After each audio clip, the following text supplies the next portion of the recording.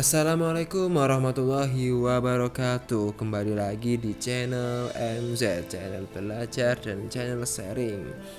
Kita di sini adalah santai. Kita kali ini saya akan membahas apa yang dioperasionalkan, akad-akad apa saja yang dioperasionalkan di perbankan syariah. Mari kita kupas. Oke, yang baru pertama nonton di sini, yang pertama bergabung di sini, jangan lupa nanti kalau sudah 3 menit atau 5 menit ke depan silakan like, lalu subscribe, lalu jangan lupa aktifkan loncengnya ya, biar nanti dapat notifikasi dari saya. Oke, kalau saya mengupload video terbaru nanti akan mendapatkan notifikasi. Oke, kali ini akad-akad di perbankan syariah. Apa saja sih akad-akadnya? Mari kita bahas.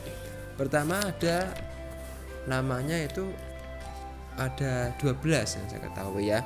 Itu ada pertama ada murabahah, yang kedua itu ada akad salam, yang ketiga istisna, yang keempat mudharabah, yang kelima musyarakah, yang keenam ijarah, yang ketujuh wadiah, yang kedelapan wakalah, yang kesembilan kafalah, dan yang ke-10 hawalah, 11 12 rohun dan qard. Nah, dan pasti kalian pasti ingin tahu sih apa sih yang ada di apa sih murabah itu dan salam itu, istisna itu, pasti kalian ingin tahu. Oke, langsung saja, nggak usah banyak cerita ini ya, nggak usah basa-basi sih, kayak baru kenal aja. Oke, yang pertama kita akan mengenal lebih jauh tentang murabahah. Apa sih akad murabahah itu? Akad murabahah adalah akad jual beli di mana pembeli dan penjual telah menyepakati harga dan keuntungan. Nah, semuanya ini keduanya itu tahu ini belinya segini dan keuntungan si penjual ini segini, sama-sama tahu, dan si pembeli itu harus memberi keuntungan kepada si penjual itu tadi, sama-sama tahu ya. Dan jenis rinci ya, jenisnya harus rinci, dan jumlah barang dijelaskan dengan rinci gitu, barang harus rinci. Nah, dan ini ya, dan pembayarannya itu bisa kontan ataupun mengangsur, atau bisa katakan menyicil lah. Nah, itu kayak gitu. Kalau sudah jelas apa belum ya, ini pasti sudah jelas lah, paham lah kali ini ya. Yang kedua yaitu akad salam ya. Di sini saya akad salam. Akad salam itu apa ya? Akad jual beli dengan memesan, di mana pembeli memberikan uang dan menyebutkan barang yang dipesan. Jadi si nasabah ya, atau kalau di perbankan itu bukan si nasabahnya ya, tapi lembaga keuangannya yang menjadi pemesan gitu ya,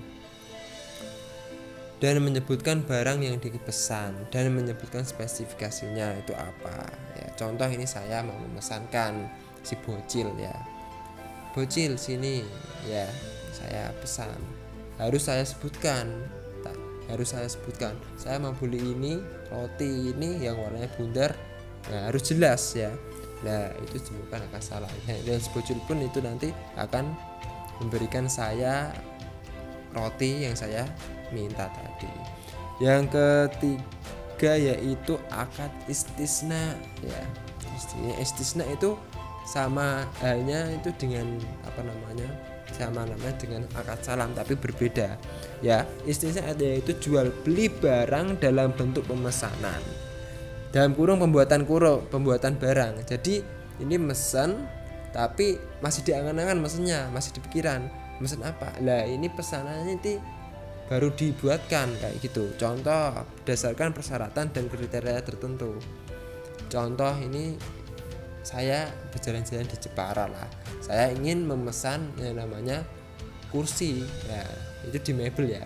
Nah, itu dinamakan, itu saya memesan buatnya, baru saya nanti pas waktu mesan itu tadi ya, baru lagi dibuat kayak gitu. Kalau yang salam itu tadi, itu barangnya sudah ready, sudah ada, nah baru kita beli kayak gitu.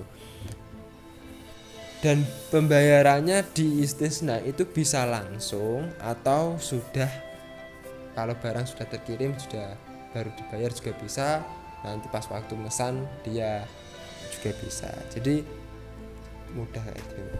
Jadi di penerapannya di perbankan syariah kayak gini ya.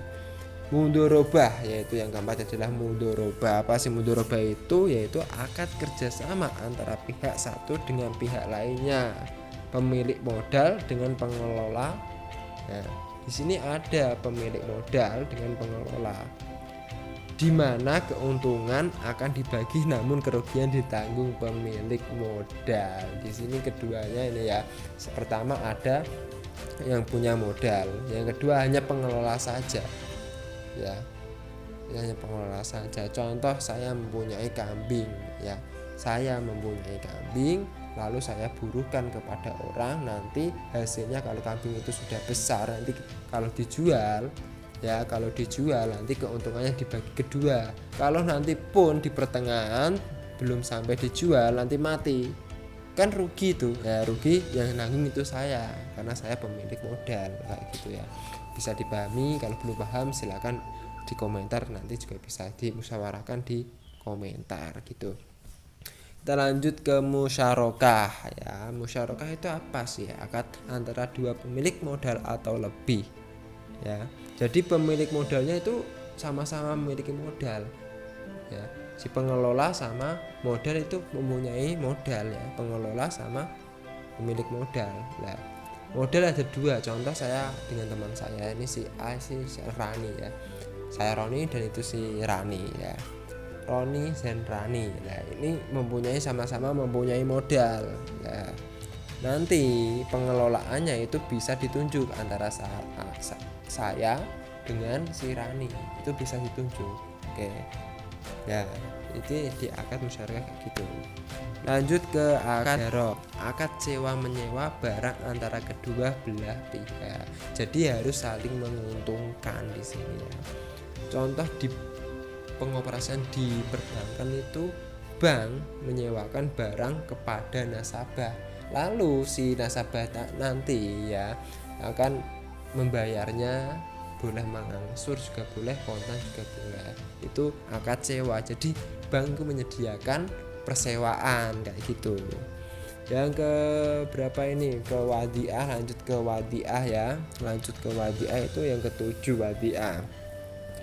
Itu adalah titipan murni dari pihak satu ke pihak yang lain yang harus dijaga dan dikembalikan kapan saja si penitip menghendaki. Ini akad yang bagus ini. Ini adalah akad yang bagus. Jadi nasabah itu menitipkan uangnya ke lembaga keuangan, dan lembaga keuangan itu menyimpan ya. Boleh digunakan enggak? Ya enggak boleh. Di situ enggak boleh digunakan. Kalau itu akadnya itu wadiah apa itu ada, nanti saya jelaskan di nanti. Dan ini saya jelaskan ini akad-akadnya saja dulu ya. Oke, iki langsung saja ke wakalah ya. Apa sih wakalah? Itu akad perwakilan antara satu pihak kepada yang lain. Cara ibaratnya itu paling gampang itu penyerahan, pemberian mandat atau pendelegasian. Jadi ini kayak gini ya, akad perwakilan ini kalau pengoperasionalannya itu di perbankan itu kayak ini. Misalnya ini ada POS atau Western Union itu ya. Ya, itu kan itu sebagai wakalanya, wakilnya itu.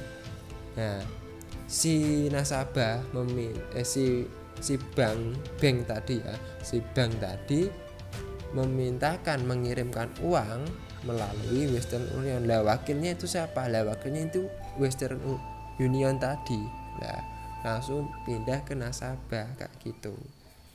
Kalau di kafalah ya, lanjut ke kafalah itu adalah akad jaminan ya. Di sini akad jaminan, jadi harus ada. Kalau kita meminjam itu harus ada jaminannya. Contoh kita jaminan motor atau apa, harus sepadan dengan apa yang dipinjam kayak gitu. Kalau nggak sama ya nggak bisa dijaminan.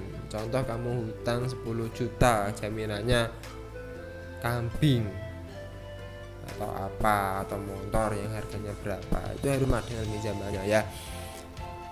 Hawalah akad yang nomor ini apa namanya, nomor 10 itu hawalah. Apa sih akad hawalah? Itu akad pemindahan utang atau piutang suatu pihak kepada pihak lain. Ini saya beri contoh. Ini saya punya hutang ya, saya punya hutang, saya punya adik ya. Nah, saya ke bank, lalu saya akadkan bank ini. Yang mengatur nanti ini si adik saya. Nah, jadi penyerahan kewajiban gitu. Jadi ya nanti seterusnya itu yang bayar itu adik saya, yang ngangsur bukan saya gitu.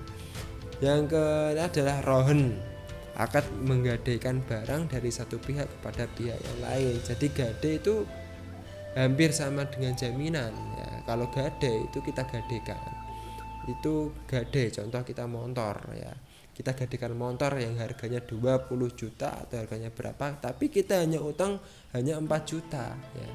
Nanti kalau kita nggak bayar selama berbulan-bulan, kita nggak bayar atau 4 bulan dengan apa namanya persyaratan yang tertentu, itu nanti motor kita itu akan dijual ya.